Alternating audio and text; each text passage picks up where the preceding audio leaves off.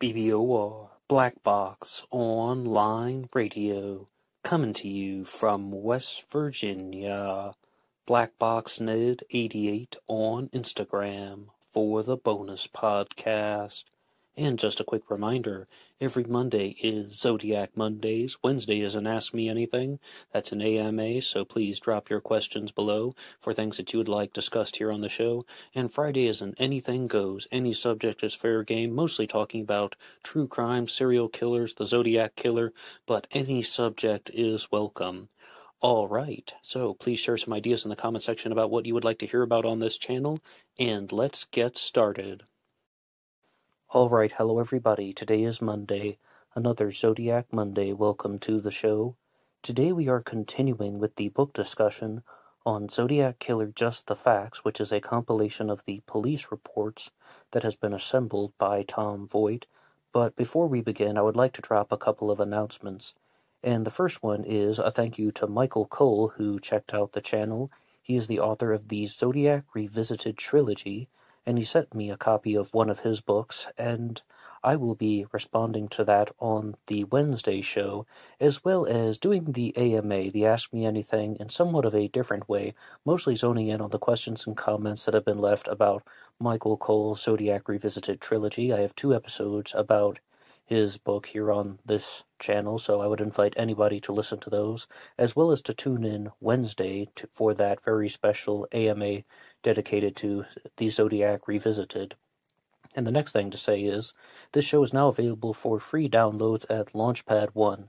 Black Box Online Radio relies on your support, and a great way to support the show is just by listening to some more content, and you can find the link to LaunchPad in the description box here, formerly known as LaunchPad DM. You can download the audio of this show as a pure podcast, take it on the go, anywhere and anyhow. If you would like to download the video version using YouTube, YouTube Premium is also available. And of course, another great way to support the show is just by visiting the TeeSpring page, Black Box Online Radio, original t-shirts. Remember, being weird is not a crime. And you can always like and subscribe, share with your friends or family, anybody who would be interested in the true crime world. Okay, so let's talk about the Lake Berryessa stabbing. On September 27th, 1969, Brian Hartnell and Cecilia Ann Shepard were attacked by the Zodiac Killer at Lake Berryessa in Napa County, California. And this is a very extensive section in the book, but my first initial response is that I didn't come away with too many earth-shattering discoveries looking at the police reports. However, I would say something optimistically, and that is that I did have some clarity on certain angles, as well as some other far-out conspiracy theories that could be connected to the Zodiac Killer mystery, so please stay tuned until the end. But Brian Hartnell and Cecilia Shepard are on a picnic blanket, more or less, at Lake Berryessa. In the transcripts here, it says that Brian is on his back, and Cecilia has her shoulder or has her head on his shoulder, and they're together on the blanket. And a lot of the descriptions here in these police reports are rather contrary to the David Fincher film. If you've seen that, the 2007 one with Jake Gyllenhaal, that more or less showed Brian's not really paying attention, and then Cecilia says, "Hey, look, there's a man." He's like, "Whatever, it's a public park." It actually seems to be quite contrary to that. The first thing that I noted was that Brian is actually very suspicious of the noises that he hears in the distance, and he asks Cecilia to look up because, firstly, she is apparently wearing her glasses. That is something that isn't reported too frequently in a lot of the media depictions, and when you look at photos of Cecilia Shepard, she is rarely wearing glasses, and she has the opportunity to have a good look at the person, and as we said, Brian's on his back, and Cecilia is resting on his shoulder. So she looks up, and she sees a man come out from behind a tree. And in one of the interviews that Brian Hartnell has done here in these transcripts, he made the suggestion that he thought that the guy must have been taking a leak behind the tree or something, relieving himself, urinating, and so on, and that'll be connected to a theory that I'll discuss later on. However, That is not the case, actually. It is the Zodiac killer who was coming out, and he was preparing to attack Brian and Cecilia. He slipped on a black hood and that had clip-on sunglasses, and it really is quite odd from reading these transcripts. It seems like in one account there is a statement from Cecilia Shepard that the man was Caucasian, he had dark brown hair, or what appeared to be dark brown hair. He was far enough away to the point where Cecilia could not make out any particular facial features of the guy, but did recognize that he was a Caucasian with dark hair. And he was wearing glasses, I believe, but Brian Hartnell would dispute that in a different interview, not intentionally contradicting Cecilia, but saying that he didn't think the man was wearing glasses. I mean, like, the thing that I thought was weird was it almost sounded like they're clip-on sunglasses on this Lake Berryessa costume. And did the guy put the clip-on sunglasses over his real glasses? Like, the clip-on sunglasses would have been on the exterior part of the hood, and is he wearing a pair of glasses underneath? That would be horribly impractical. I mean, when you think about the Zodiac killer, I'm sure you can imagine the composite sketch after the Stein shooting, and it appears that whoever committed that crime was definitely wearing glasses, although there can be some areas that you can dispute in that. But to talk about Lake Berryessa, no matter what, this guy puts on the hood, and he approaches Brian and Cecilia. I did an episode once talking about the 1971 Zodiac Killer movie, and I said that you often imagine the Zodiac Killer wearing all black. By you, I mean me. I don't really know what you imagine. I often imagine the Zodiac Killer wearing all black, being all sneaky and such.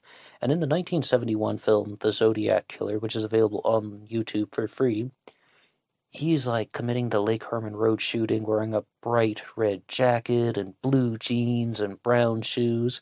And my simple response was, why not? I mean, why not? There are no witnesses at Lake Herman Road. Like, how do we know what the Zodiac Killer was wearing? And somebody even wrote that in the comment section. If there are no witnesses, he might as well have painted himself orange. But at Lake Berryessa, to compound upon that, when you see depictions of the Lake Berryessa costume, there is often somewhat of an inconsistency in the way that people describe the Zodiac's clothing. Of course, he's wearing a black hood. This is the only time that the Zodiac Killer went out in this hood, in the Lake Berryessa costume. That's why they call it that. Not at Lake Herman Road, not at Blue Rock Springs, not at the Stein shooting. I mean, there are no witnesses at Lake Herman Road, maybe, but almost certainly not. I mean, wearing that costume at night, I don't think so. In the two previous events in Zodiac activity, the Lake Herman Road shooting and the Blue Rock Springs shooting, the perpetrator is, to the best of our knowledge, not wearing a costume. He's not wearing the hood, not wearing clip-on sunglasses. At Blue Rock Springs, we know for a fact the person who shot Mike Mageau and Darlene Ferrin was not wearing any type of facial disguise. Mike Mageau said that he could see the Zodiac's face. He couldn't remember any particular features other than it was very big. Something about his facial features seemed very large. And to the credit of Robert Graysmith, he did note that in his book, Zodiac Unmasked, that the Zodiac was perhaps more moon-faced than the composite sketches were giving him credit for. But of course, I mean, you know exactly what that is. That's Robert Graysmith trying to vilify Arthur Lee Allen and creating all of these links. The point is, the Zodiac isn't wearing that costume. And when the Zodiac approaches Brian and Cecilia, he's wearing a black hood with black clip-on sunglasses. They can see the hair coming through. I mean, at one place it says that through the clip-on sunglasses they can see a piece of the perpetrator's hair. It appears to be brown, and it also appears to be greasy. But it's also possible that they could see the hair through various parts of the hood, or maybe there's some type of gaps in the fabric or something like that, because it says very clearly in one thing that they can see it through the hood. Okay, so brown hair that's very greasy, and he's approaching Brian and Cecilia wearing what appears to be a dark blue windbreaker, and they got very specific confirmation from Brian Hartnell when he's in the hospital and he's being interviewed. He says that he is wearing a dark blue windbreaker with a kind of a simple popped collar. I can visualize it very easily, but it's kind of hard to describe. I mean, if you've ever worn a windbreaker, I think you'll know what that is talking about. That is what is under the hood. And Brian even said he might have just pulled it out of a pocket or something. And no matter who the perpetrator was at Lake Berryessa, I think there are numerous reasons for that. I mean, I think Brian Hartnell's statement is very accurate. Bear in mind, it's possible that Brian Hartnell spent up to 15 minutes with the Zodiac killer, and this could be one of the best observations that people have of not only the Zodiac's physical appearance, but the way he talked, his mannerisms. The only other Zodiac victim that spent this much time with the killer was Paul Stine, but Paul Stine did not live to provide any descriptions. Paul Stine, of course, gave the Zodiac killer a ride in a taxi on October 11th of 69, but at Lake Berryessa, he's wearing this dark blue windbreaker underneath the Zodiac hood. That's what someone would do, right? No matter what kind of clothing you're wearing, whether it's a uniform or you have just a little white tank top or something, you throw on the dark blue windbreaker underneath the Lake Berryessa hood so the witnesses wouldn't be able to remember anything, or even if somebody saw you from a distance with a telescope, they would say, oh, well, he had this dark blue windbreaker on, and then you can exit, remove the windbreaker, slide it into your pocket, and the witness descriptions would change. If anybody saw somebody walking around, oh, he was wearing a white tank top, or maybe he painted himself orange once again. Oh, yes, he was walking by in an orange something. The witness descriptions would change if anybody saw this guy walking away from the crime scene. Now, here are some points that strengthen the single perpetrator theory, and I'll talk a lot about this on Wednesday, but some people are, in fact, many people are even discussing this to this day. Was this a single perpetrator who committed the 4 canonical crimes, Lake Herman Road, Blue Rock Springs, Lake Berryessa, and the Paul Stine murder? Or was this a group of people? Or was this something like the CIA? Was this like a CIA operation, part of the media manipulations in the 1960s and continuing onward to the present day? Or is this the Zodiac hoax theory, and that someone was writing letters taking credit for murders that he didn't commit? I mean, what really would be going on? To strengthen the single perpetrator theory from going through this Lake Berryessa material in Zodiac Killer Just the Facts, you have somebody approaching Brian and Cecilia. He is talking about escaping from some prison somewhere. At first it says Colorado in here, and then it later on changes to Montana. Both of those are coming from Brian Hartnell's memory, it seems, in these documents, but the documents are often edited in a way that I'll talk about later. But he is approaching Brian and Cecilia. He says that he wants their car. He says he wants their money. Brian gives him some change and he throws the keys down. He has a wallet. None of that is taken. And also, the perpetrator walked from the picnic blanket to Brian Hartnell's car, the Carmen Ghia, and wrote the very famous message on the car door, made a Zodiac symbol, wrote the word Vallejo, the dates of Zodiac activity, 12/20/68, 7/4/69, September, spelled S-E-P-T, September 27th, 69, 6:30 p.m. by knife. Now with this, I mean, talking about a single perpetrator, there was no evidence that the car was ever tampered with.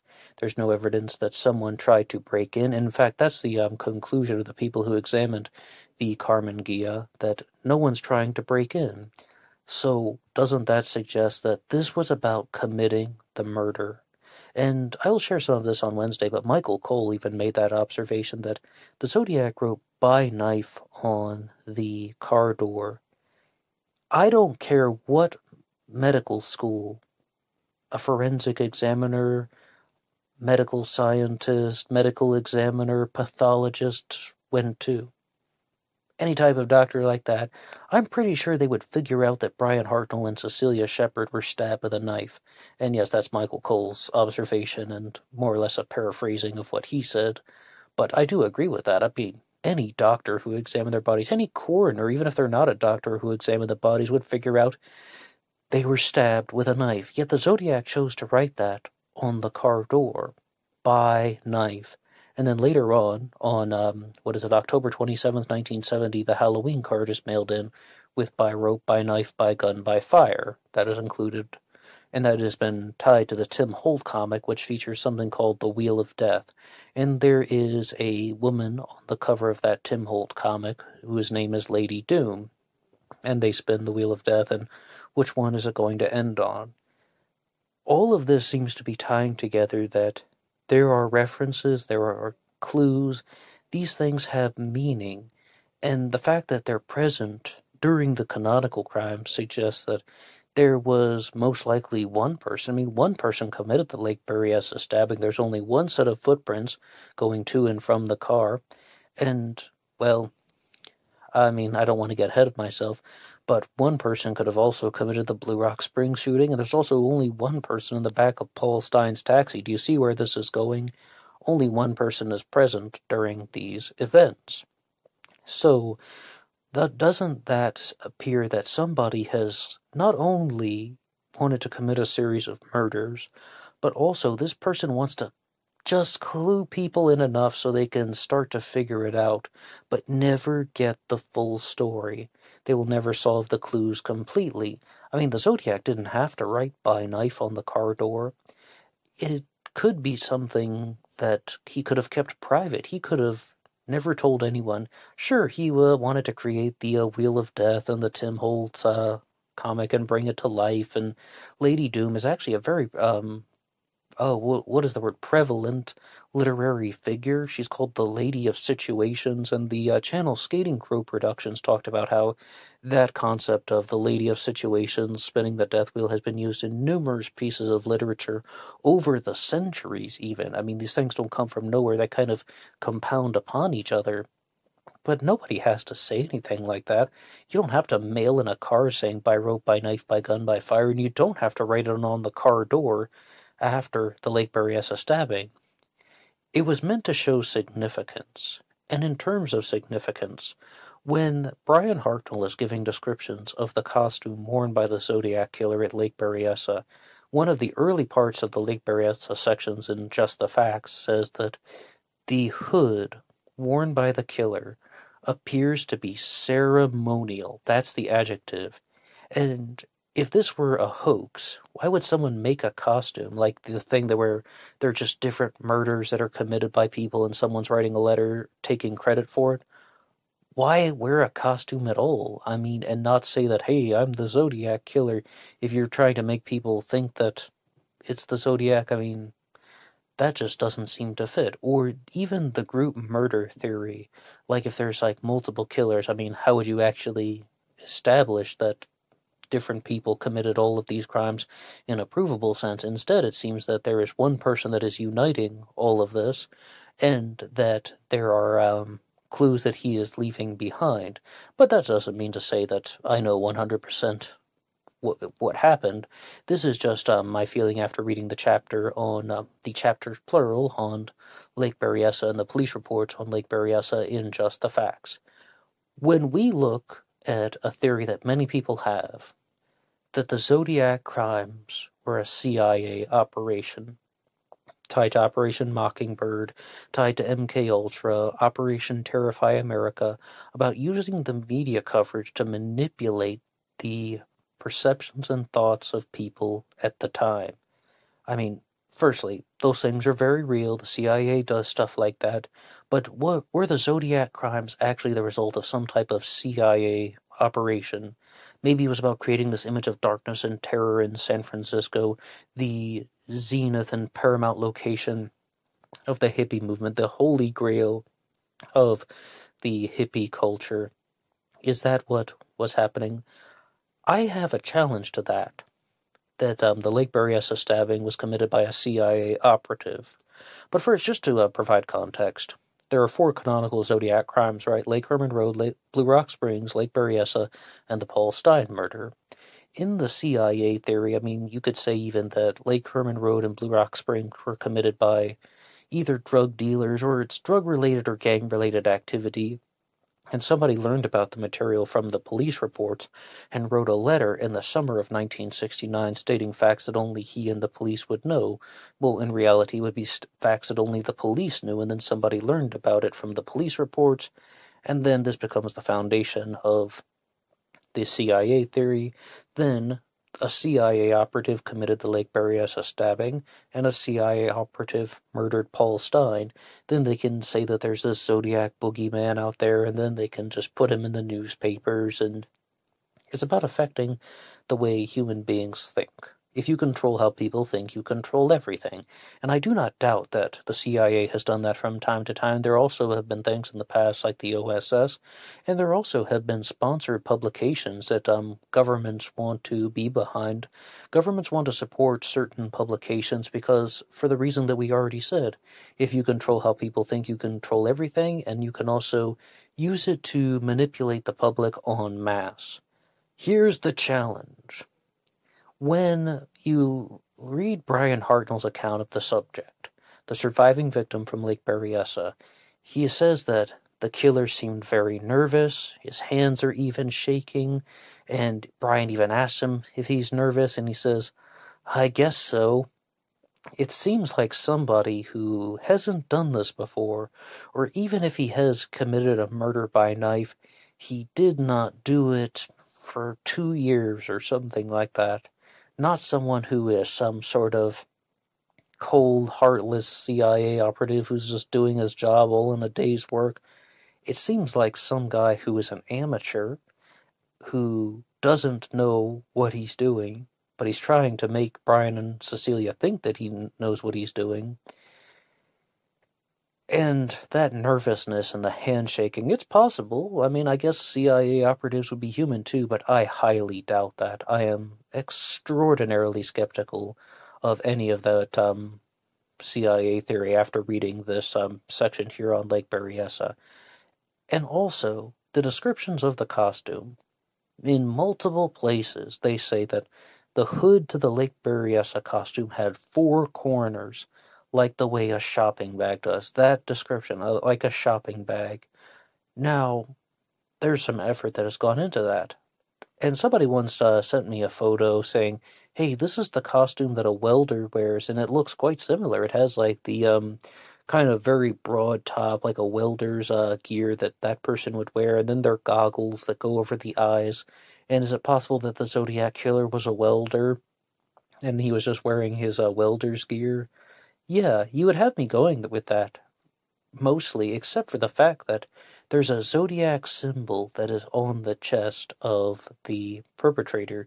It has, I guess, what is called a dicky, or a piece of fabric that is hanging down all the way to his waist, or even beyond thereabouts, and that is really showing that this is something that seems to be like an executioner's hood, but the adjective that is used in this book is ceremonial hood that is being worn. And as well as writing that message on the car door, there is a certain type of significance that this killer is trying to share. There's a certain meaning behind all of these actions, so it seems that they don't seem to be arbitrary. It doesn't appear to be a random set of victims that are just being united by some type of, well, as we said, CIA operation. However, let's talk about some of the other people who could be suspects in the Lake Berryessa stabbing, because we've talked about the victims, particularly Brian Hartnell's accounts of what happened, that they saw this person behind the tree coming out. The reason why I mentioned the urination thing is because I was listening to an episode of the Stones Unturned podcast once, which is hosted by Thomas Henry Horan. He is the author of the book The Myth of the Zodiac Killer, and he supports the hoax theory. And he said something on the Stones Unturned podcast that the perpetrator at Lake Berryessa could either vomited or urinated behind that tree, and they collected the soil samples to, well, for some type of evidence. But it actually, I got some clarification from Evan from Texas that the soil samples were collected because they wanted to try and match them to somebody's boots to see if they had been on the same type of ground. I mean, forensic collection, for lack of a better term. But what it says here in the book is what I just relayed from Brian Hartnell, that Brian thought that the assailant was behind the tree taking a leak, and he's not even looking at the guy. He just asks Cecilio, hey, what's that noise over there? And she looks up, oh, there's a man who came out from behind the tree. He's like, what's it about? Was he taking a leak? Is more or less what Brian has said here. So I think that's the origin of that. It's just a guess that Brian Hartnell made. I didn't encounter anything in these sections that there is any type of vomiting or urination that had been left behind, but I can totally see where he was coming from, and it's not a bad thing to guess that, alright, this guy's very nervous, he either hasn't committed a crime like this before, or he hasn't done it in 2 years, so, yeah, okay, there is some type of nervousness, and let alone he's putting on a costume, getting ready for the performance of his life in his own mind, which is a sick and twisted and disgusting thing to do, nonetheless. I mean, you also get a sense of the victims in this chapter about how, Brian and Cecilia are normal people living their ordinary lives, and, it's really heartbreaking to hear about Cecilia Shepard losing her life. But about the suspects, there is an ex-boyfriend of Cecilia that gets very jealous of Brian Hartnell, and this is all back in 1968, well before, but Cecilia's family did come forward and say that some guy, his name was Gary, and his last name has been redacted, Gary Blank, has reported, or Cecilia reported that Gary had threatened her, and the family mostly dismissed Gary as a suspect because they said he seemed to be too small in stature, and also the perpetrator at Lake Berryessa was estimated to be 5'10", 5'11", 6 feet tall. They thought that he was too small to be the suspect. Brian Hartnell was also very familiar with who this guy was, and that was the only thing I thought that this ex-boyfriend, or this guy who was infatuated with Cecilia, had, like, the only thing that I thought could have possibly indicated that he actually was a solid suspect was Brian Hartnell said there was something very familiar about the voice at Lake Berryessa. It's almost as if he knew where it was from, or he had heard it before, but he just couldn't quite place it. However, I do think that Brian would have maybe recognized it if he truly was that familiar with that guy. But a different suspect is someone who had been in between stays in a mental hospital, a psychiatric patient who was released on June, it's either the 28th or 29th, I think it's June 28th, 1969, and then he goes back into the hospital on September 29th of 1969. So this event is occurring 2 days before this guy goes back to the hospital. He is 6'2" and around 200 to 220 pounds, and they think that he is a suspect, but his family provides an alibi for him that his whereabouts are known throughout the time of the Lake Berryessa stabbing. They simply do not think that it was him. And this is why I keep coming back to this single perpetrator Zodiac angle. I have always said that the Lake Berryessa stabbing is the biggest strike against the hoax theory. There's no plausible explanation about why that person is wearing that costume in the hoax theory. I mean, all of the explanations I feel are very flimsy. And as I said, though, I mean, this whole thing about a CIA operative who was just really nervous that day, yeah, I don't buy that one either. So, I mean, the Operation Terrify America angle isn't looking very strong either. Okay, so we've talked about those alternative suspects, but I would like to add another piece of not exactly clarity, but something that I'm curious about. When I was reading the book The Second Power by Gareth Penn, he begins it with an apology for stating that he made a previous claim about the stabbing at Lake Berryessa, and that he said that Cecilia Shepard had been stabbed in the vagina with a knife, that she had been sexually assaulted with the blade of the knife at Lake Berryessa. And I've encountered this from time to time in some various other sources. I can't even remember which ones, but other people have said this too. There is a very clear statement in these police reports in Zodiac Just the Facts that Cecilia was not raped, and it doesn't appear that she was sexually assaulted at all. The killer was forceful with her, flips her over on her side, and she may have been stabbed close to her groin, but she was not sexually assaulted with the knife. What I think Gareth Penn misunderstood was the blood from the stab wounds pooled around Cecilia's groinal area, and it was a very clear observation that people made when they discovered her. They said she was on her elbows and her knees, she was in excruciating pain, and there was lots of blood in her groinal area, but she was not stabbed in the genitals with a knife. So I think that is where people like Gareth Penn went wrong. They mistook the pooling of blood for some type of bizarre sexual assault. There's also something that I had never really gotten clarity on before, and that was how Brian Hartnell responded to the Lake Berryessa stabbing. After Brian Hartnell regains consciousness, he stabbed 6 times in the back, and he said it was very unexpected, and he didn't even expect the guy would actually go through with it because of the odd conversation that they're having, of the odd situation. He really said that it was just quite shocking that the perpetrator actually went through with it. He stabbed 6 times in the back. Cecilia Shepard is then stabbed 5 times in the back. The killer turns her over, stabs her 5 times in the front, but that does not count the superficial lacerations, which also include a 3-inch cut to her hand, and there are at least 1 or 2 others.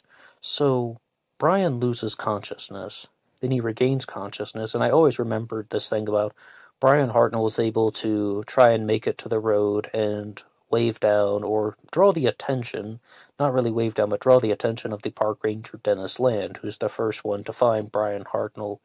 That didn't actually happen. Brian thought that he had made it to the road, but in reality, because of his injuries, he didn't make it very far from the picnic blanket, and he was actually found much closer to Cecilia Shepard, but in his mind he thought he had made it to the road. This brings in 3 people: Dennis Land, the person that we just said he found Brian Hartnell, William White, the second ranger to arrive, and Harold K. Snook, Hal Snook. He is the guy who made the casts of the footprints at Lake Berryessa, and there were many of them.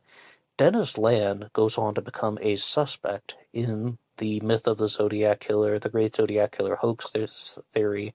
For the longest time, Dennis Land was Thomas Horne's prime suspect for the Lake Berryessa stabbing, not for all of the crimes, but just that one.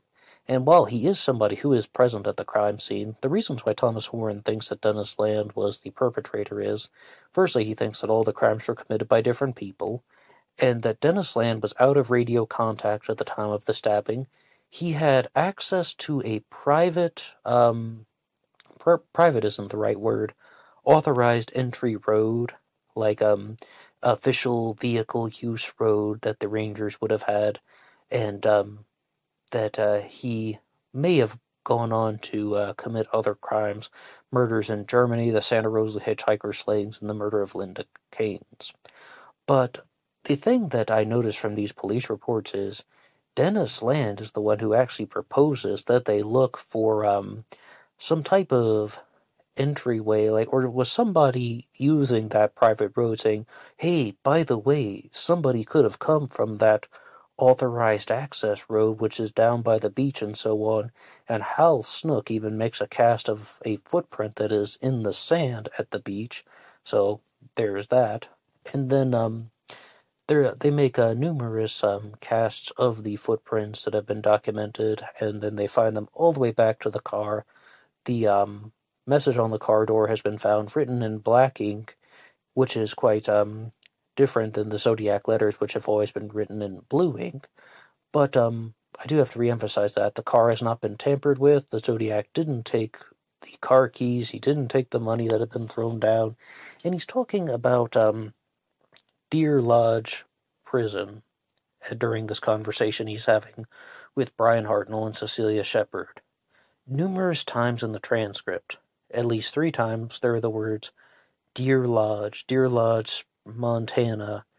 Brian Hartnell would say a few different things about that. As I said, in one time in these reports, he says Colorado, he said he escaped from some prison in Colorado, and in another time he says it was something like Fern of Feathers or Fernlock or some double name.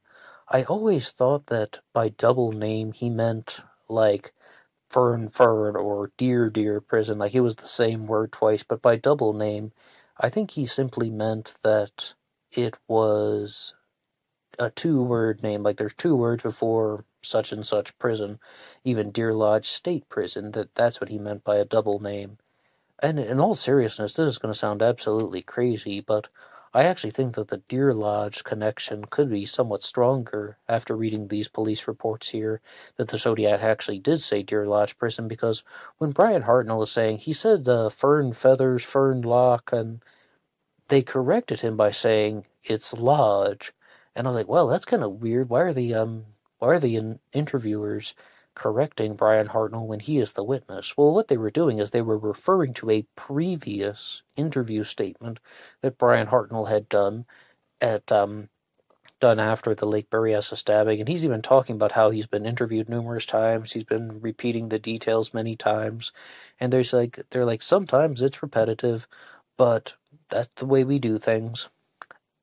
And I guess firstly he says it's something about Lodge, and then that's how they make the connection that it was indeed Deer Lodge. But the word deer has never surfaced in the ones that I've seen.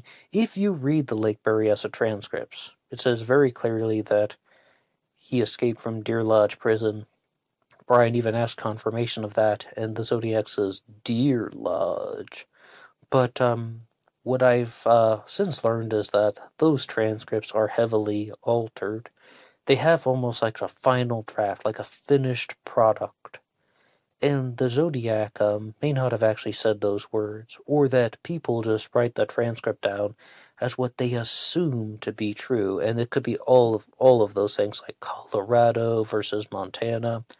Now, I meant to say this in some previous AMAs, but someone did point out that there's a Lovelock prison in Nevada, and you'll hear Deer Lodge, Montana, Lovelock, Nevada.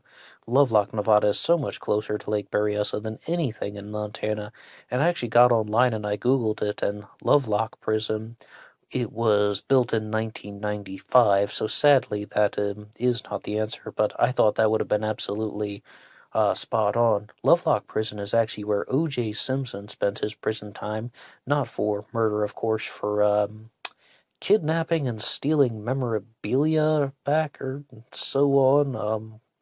Yeah, whatever, I don't care too much about the Jews right now.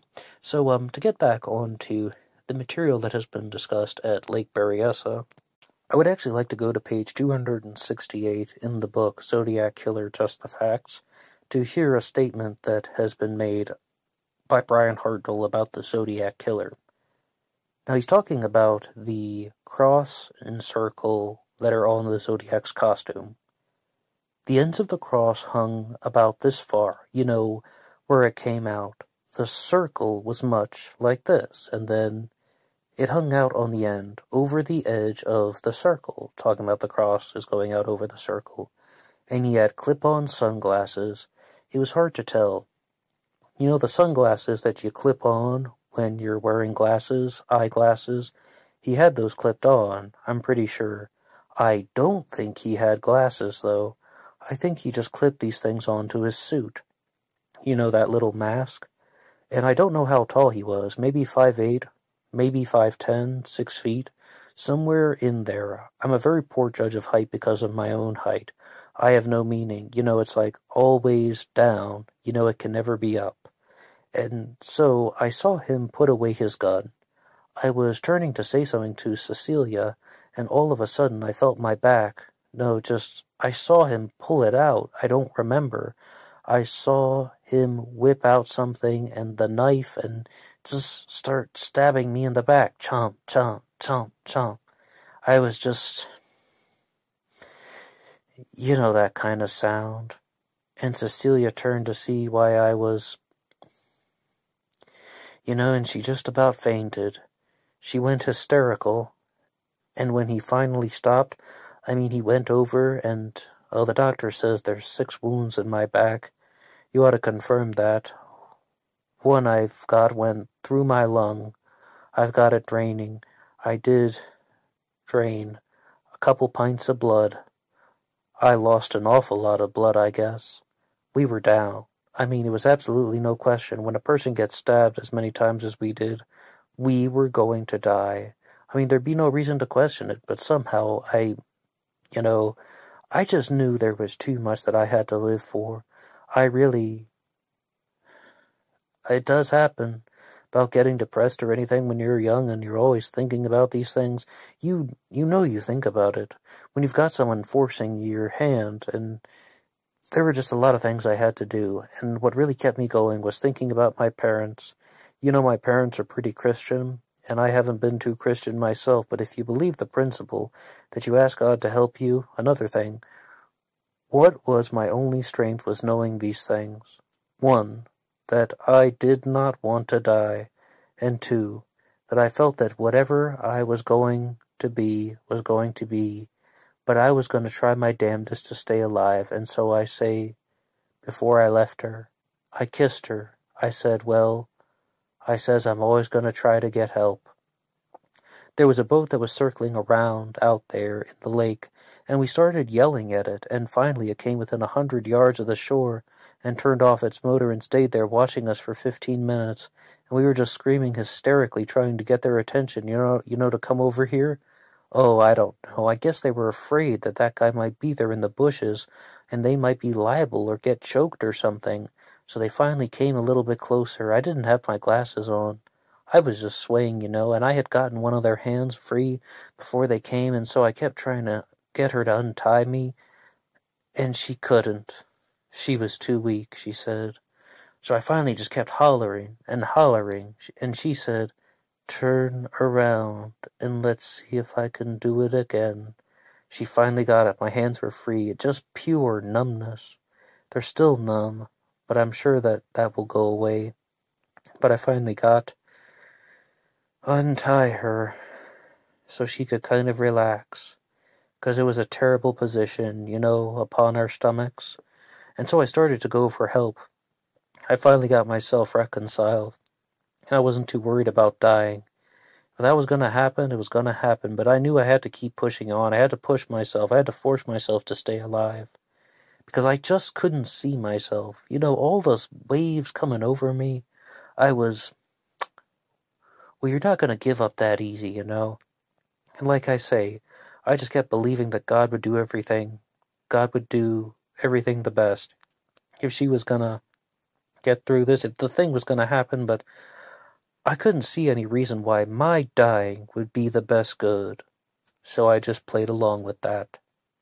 And this goes on for a while, but some other details that Brian recalls from the Lake Berryessa stabbing include that the killer had a lot more ferocity, rather, about stabbing Cecilia. He was much more vicious with Cecilia, and it's almost as if something maniacal came over him. That word maniacal isn't used in the transcripts or in the interviews, but that's more or less what he has described. There are 2 possible explanations for this. The first is that the Zodiac had more intense animosity toward women than he did men. The other one is that Brian Hartnell was stabbed first and he played dead, while Cecilia was thrashing about and flailing about, and the Zodiac may have had some built-up adrenaline, like the adrenaline had kicked into his system and he just became more intense when he was attacking Cecilia. Which one is it? Maybe a combination of the both, or maybe it's neither, and there is some other reason. Some people speculate about why would somebody wear this costume during the daytime at 6:30 p.m. September at Lake Berryessa.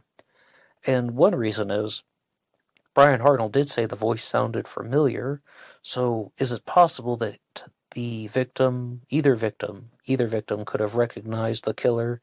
That could be one thing.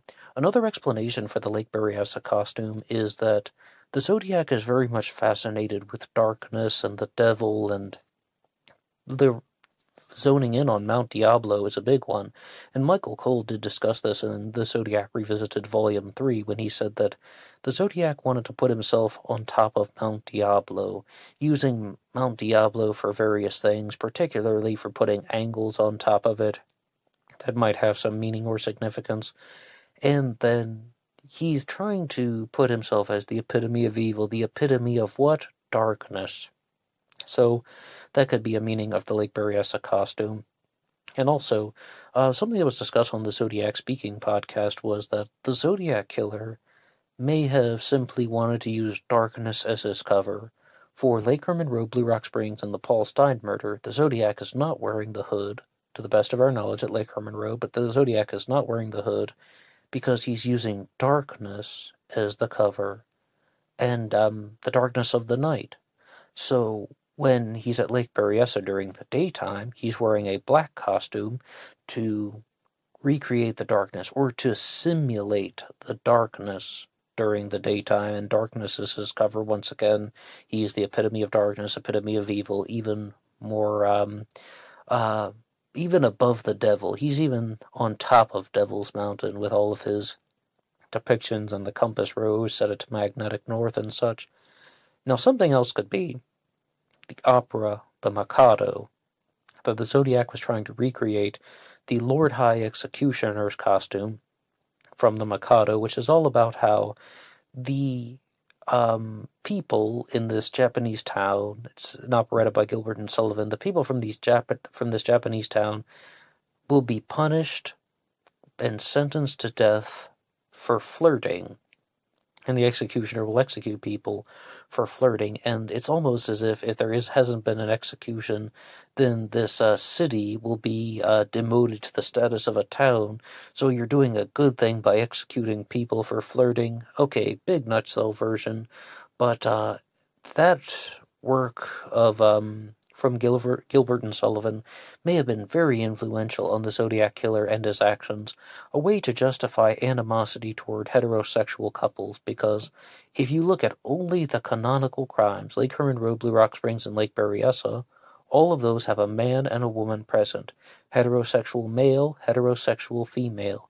Someone who is perhaps a rejected lover who is also about trying to get revenge on society, as well as revenge on anyone who has denied him the opportunity to have sexual partners, to be very blunt and very direct, and that he has animosity toward the women for not being with him, and he has animosity toward the men because they have these opportunities to be with women, and he does not. And some people simply think that the Zodiac was gay and he targeted heterosexual couples because he was envious of their ability to have out-in-the-open relationships, and that he wasn't able to do that because he's battling his sexuality as well as battling his he's trying to deny his homosexual feelings, but he isn't able to have an outward physical relationship with somebody because in the 1960s perhaps he has to conceal that from someone.